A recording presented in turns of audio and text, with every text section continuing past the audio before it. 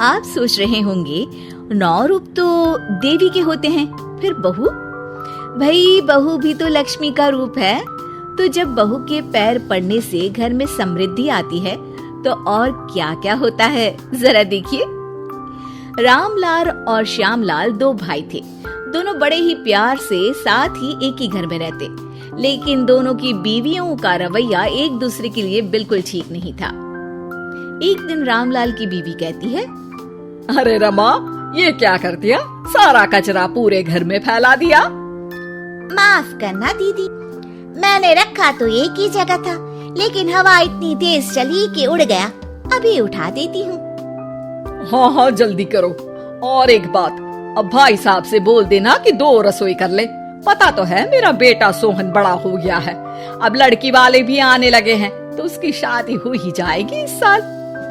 हाँ हाँ दीदी, मेरा बेटा विहान भी तो बड़ा हो गया है और उसकी भी तो शादी होनी है। ठीक कहती हैं आप। अब हम ऊपर वाले तल्ले पर शिफ्ट हो जाएंगे। मैं विहान के पापा से बात कर लेती हूँ। बात नहीं करना, शिफ्ट होना है, क्योंकि मैं अब साथ नहीं रह सकती। हाँ हाँ दीदी, ठीक है ना। फिर क्या, हो जाते हैं एक घर के, एक परिवार के 2 टुकड़े और 2 रसोई, दोनों के बेटों की शादी। और फिर शुरू होती है कहानी। अरे मेरी बहू तो ढेर सारा दहेज लाई है। ये देखो, बड़ा टीवी, एसी, कार और गहने भी। दीदी ये तो बहुत अच्छा है, लेकिन है कहाँ आपकी बहू? अब वो सो रही है, थोड़ी रिजर्व टाइप की है ना, अपने ही कमरे में रहती है और ज्यादा बात भी नहीं करती।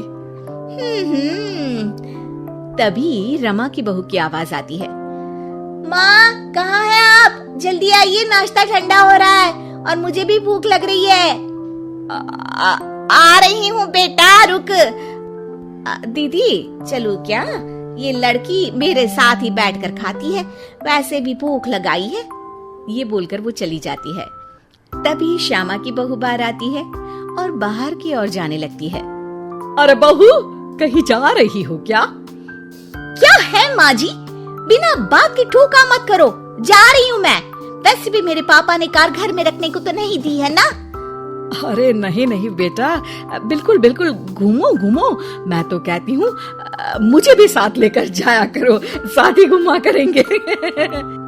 अरे नहीं नहीं, मैं आपके साथ बिल्कुल भी कंफर्टेबल नहीं हूँ। वैसे भी मैं शॉपिंग में जा रही हूँ, कहाँ आपको टांगती फिरूंगी। ये बोलकर श्यामा की बहू निकल जाती है। तभी उसके कान में ऊपर वाले तल्ले से हंसने की आवाज आती है। और ये कौन इतनी जोर जोर से हंस रहा है? ऊपर जाती है, जहाँ वो देखती है कि रमा और उसकी बहू साथ बैठकर बातें कर रही होती हैं। फिर तो मम्मी जी इतना मजा आया कि मैं क्या बताऊं। हाँ हाँ बहू, सुनने में ही हंसी नहीं रुक रही। तू तो वहाँ मौजूद थी। तभी दोनों की नजर श्यामा पर पड़ती है। अरे ताई जी आइए ना, आइए। वो उनके पैर छूती है और फिर चाय बनाकर लाती है। श्यामा अकड़कर कहती है, अरे नहीं नहीं, मैं चाय वाय नहीं पीती, बस हंसने की आवाज आ रही थी तो सोचा बता दूं कि टीवी की आवाज धीमी कर लो। अरे टीवी, वो देखो दीदी, धूल खा रहा है, वक्त ही नहीं मिलता देखने का। बहू के साथ वक्त कैसे बीत जाता है, इसकी बातें और किस्से कहानी किसी सीरियल से कम नहीं होते। श्यामा को खुशहाल रमा को देखकर जलन होती है। हाँ हाँ, मैं तो तंग आ जाती हूँ इतनी सारी बातें करके, मुझे तो सुकून पसंद है। ये कहकर श्यामा चली जाती है।